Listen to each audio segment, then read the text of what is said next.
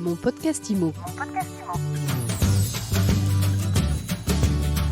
Merci d'écouter ce nouvel épisode de mon podcast IMO, le seul podcast en France qui vous informe 7 jours sur 7 sur l'actualité de l'immobilier avec à chaque fois une interview et notre invité.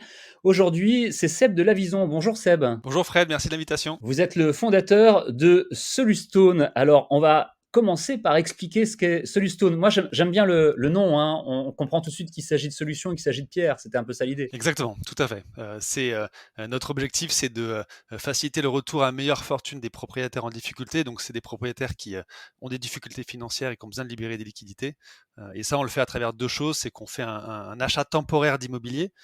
Donc, on achète à la personne qui a besoin de libérer des liquidités. On l'accompagne ensuite pour faciliter son retour à meilleure fortune. Et à la fin, du coup, de l'accompagnement, on lui revend son bien immobilier. Alors, on va pouvoir détailler tout cela ensemble pendant quelques minutes, mais ce qui est très important, c'est aussi d'expliquer d'où vient cette idée. Au départ, vous travailliez à New York, vous étiez banquier en 2007. Ouais, c'est effectivement, c'est la petite histoire. J'ai commencé à travailler en 2007, j'ai passé 5 ans aux États-Unis en banque. Mon premier job, ça a été de surveiller l'exposition de la banque pour laquelle je travaillais, son exposition au subprime.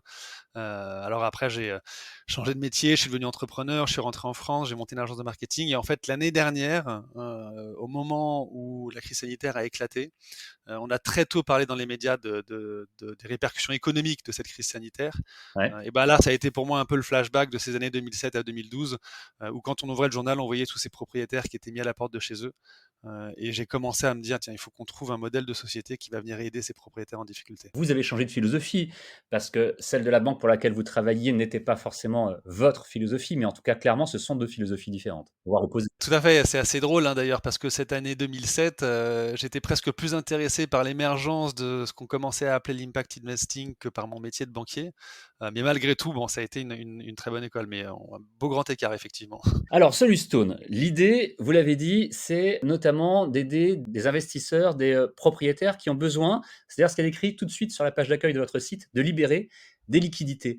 Alors, on va détailler un petit peu plus ce que vous avez dit tout à l'heure. Comment est-ce que vous y prenez pour les aider? Le premier sujet, c'est le besoin de liquidité. Donc, en achetant le bien immobilier, on va libérer des liquidités, mais en fait, ce besoin de liquidité n'est qu'une conséquence. Et donc, on essaie de remonter à la cause. Est-ce que c'est une perte d'emploi? Est-ce que c'est une fermeture administrative liée par exemple au Covid? Est-ce que ça peut être un cas de situation familiale compliquée? Donc voilà, et en fait, en fonction de ces situations, on va du coup accompagner.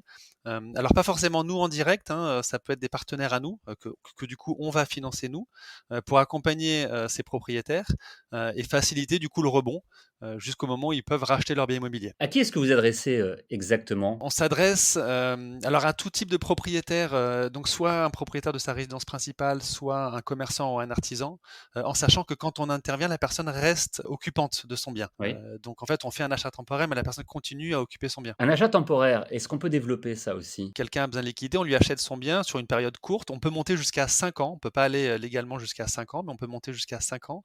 On achète le bien, donc on passe chez le notaire, on fait un acte authentique, un acte de vente classique, dans lequel on va intégrer deux choses. Un élément sur l'occupation du bien pour encadrer cette occupation et un élément sur justement une faculté de rachat qui va permettre à ce vendeur initial de pouvoir à un moment donné racheter son bien immobilier. Justement, c'est une faculté de rachat. Le terme est parfait. Si la personne, si votre client ne peut pas racheter au bout de 5 ans, qu'est-ce qui se passe? C'est un petit peu comme au crédit municipal? Ouais, c'est une super question. Clairement, notre objectif, c'est d'aller au bout de la démarche. On est solidaire, mais on est aussi équitable, d'autant plus que dans le métier qu'on fait, dans une approche de gestion du risque, on va dire, des opérations immobilières, on achète un bien à un prix qui va être décoté. Donc ça veut dire qu'effectivement, si la personne ne peut pas racheter, potentiellement, on pourrait revendre, empocher une confortable plus-value et partir. Mais c'est clairement Ouais. pas notre objectif. Notre objectif, c'est d'être équitable. Donc quand on va revendre le bien, on va reverser un complément de prix au propriétaire initial. Donc nous, on va récupérer notre investissement et notre commission pour avoir porté ce bien immobilier et accompagné cette personne. Et tout le complément sera reversé au propriétaire initial en sachant qu'en plus de ça, on va accompagner cette personne dans son relogement. Donc notre objectif, c'est que la majorité des gens qu'on accompagne puissent racheter leur bien immobilier. Mais effectivement, si c'est pas possible, on va pas laisser les personnes seules sans logement, sans toit. On va les accompagner aussi dans le relogement. Si je résume un petit peu ce que vous venez de nous expliquer et Le concept de Solustone, Seb Delavison, c'est que vous n'êtes pas une ONG, c'est pas de la philanthropie, mais vous avez créé une société qui vous permet à vous de créer de la valeur tout en aidant des gens à ne pas perdre leur patrimoine. Exactement. Et merci Fred pour cette question parce que c'est quelque chose vraiment qu'on veut défendre côté Solustone, un capitalisme au service de l'humain. Et en fait, pourquoi on a besoin d'avoir un modèle de société vertueux aussi d'un point de vue économique, c'est que plus on va se développer, plus on va pouvoir aider des personnes, plus on va pouvoir aider des personnes et plus on va pouvoir se développer. Et en fait, on rentre dans un cercle hyper vertueux. Pour terminer, peut-être, on disait que vous vous adressez à des propriétaires qui peuvent se retrouver provisoirement en difficulté, mais vous ne vous adressez pas que directement aux propriétaires. Vous pouvez aussi vous adresser à différents professionnels de l'immobilier. On travaille énormément avec les intermédiaires, les conseillers, les mandataires, et en fait, on se positionne comme un partenaire. On se rend pas forcément compte, hein, mais c'est des gens qui sont souvent confrontés à des situations de vente difficiles parce que des gens vendent, mais ils aimeraient avoir une alternative. Encore une fois, pour Ouais. les différentes raisons qu'on a évoquées. Ben, et le fait de nous avoir nous comme partenaires, on est acheteurs en fait, et donc ils peuvent proposer une solution solidaire à leurs mandants. Merci beaucoup d'avoir répondu aux questions de mon podcast IMO. Aujourd'hui, Seb Delavison. Ben, merci beaucoup Fred pour l'invitation, très heureux d'avoir été avec vous. On vous retrouve sur Internet. L'adresse, c'est simple, c'est solustone.fr. Et mon podcast IMO, c'est simple aussi, c'est sur toutes les plateformes de podcast. C'est gratuit, c'est 7 jours sur 7. Vous pouvez vous abonner, le partager et le commenter. À demain. Mon podcast IMO.